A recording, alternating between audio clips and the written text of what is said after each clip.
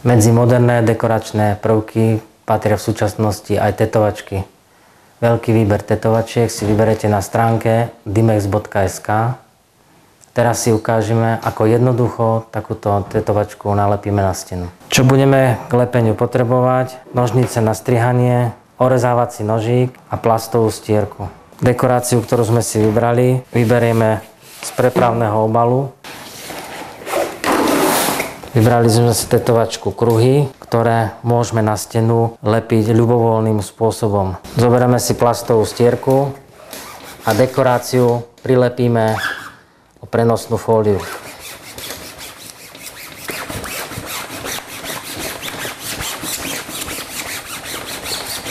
Zoberieme si nožnice a tetovačku si porozdeľujeme na jednotlivé časti.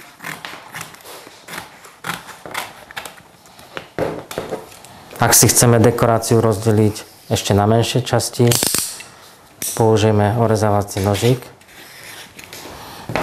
kde si začneme a dekoráciu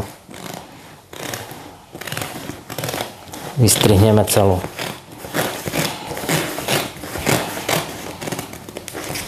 Na tetovačku si dáme papierovú pásku, ktorou tetovačku pripevníme na stenu, aby sme si zhruba premysleli, ako si ju rozložiť.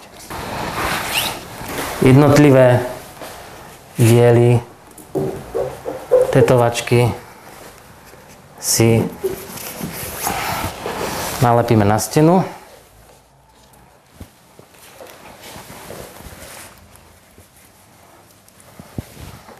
Takto rozložené tetovačky odlepíme od spodného papiera.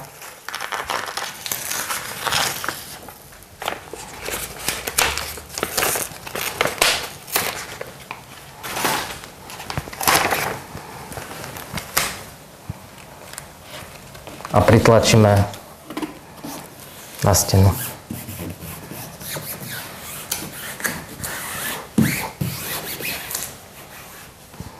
Pokiaľ máme predstavu, ako tetovačku nalepíme na stenu, nemusíme si ju priliepať papierovými páskami, ale rovno lepíme na stenu. Stierkou pritlačíme tetovačku na stenu. Po pritlačení prenosnú fóliu opatrne stiahneme z tetovačky.